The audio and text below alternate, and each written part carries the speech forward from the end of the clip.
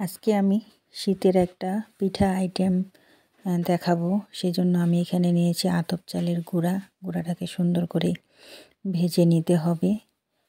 তো চালের গুঁড়াটা আমি ভেজে সাইডে রেখে দিয়েছি। তারপরে এখানে নারকেল, তেজপাতা আর দালচিনি হচ্ছে সুন্দর করে একটু ফ্রাই করে নিতে হবে। ফ্রাই করে নেওয়ার পরে আমি এখানে 250 গ্রামের মতো চিনি দিলাম। তারপর হাফ চামচ লবণ আর চিনিটা আর লবণটা দিয়ে একটু ভালো করে ভাজা ভাজা করতে হবে যতক্ষণ পর্যন্ত না চিনিটা থেকে পানি বের হয়ে আসতেছে। চিনিটা গলে আর কি পানি বের হবে, এটা লো হিটে ভাজা ভাজা করতে করতে। তো এই যে দেখেন পানি বের হয়েছে, সাথে আমি আরও কিছুটা পানি দিছি। আমার আটার পরিমাণটা অনেক বেশি ছিল, সেই জন্য আমি আরও হাফ লিটারের মতো পানি দিছি। এটার সাথে পানি দিছি প্লাস দুধও দিছি আমি এখানে। তো এখন এটাকে আমি একটু দেওয়ার পরে সুন্দরভাবে করে এটাকে নাড়াচাড়া করে মিশাইতে হবে। তো এটার সাথে আমি এখানে আরও হচ্ছে গুঁড়া দুধ দিব।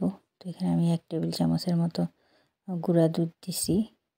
তো এই গুঁড়া দুধটা আর এটা চালের আটাটা সুন্দর করে নারকেলের পানিটার সাথে মিশাইতে হবে।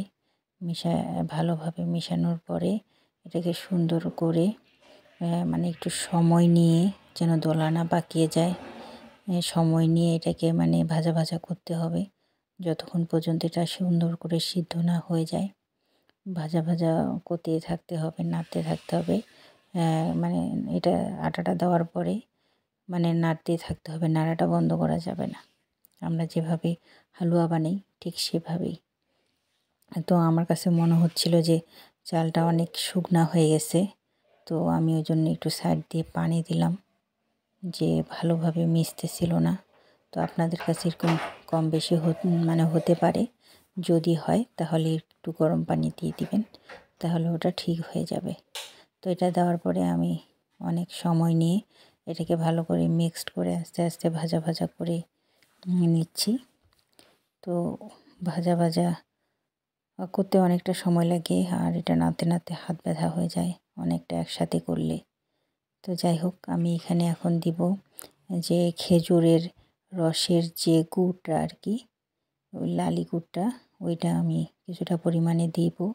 কারণ তাহলে একটা কালারটাও মানে সুন্দর আসবে, আর একটা ফ্লেভারও ছড়াবে খেজুরের রসের সাথে। আমি দুই চামচ ঘি দিয়ে সুন্দর করে মাখা মাখা করে দেখেন প্লেটে বাড়িয়ে আমি হচ্ছে ট্রের মধ্যে ঘি দিয়ে এটা সুন্দর করে সমান করে দিয়েছি।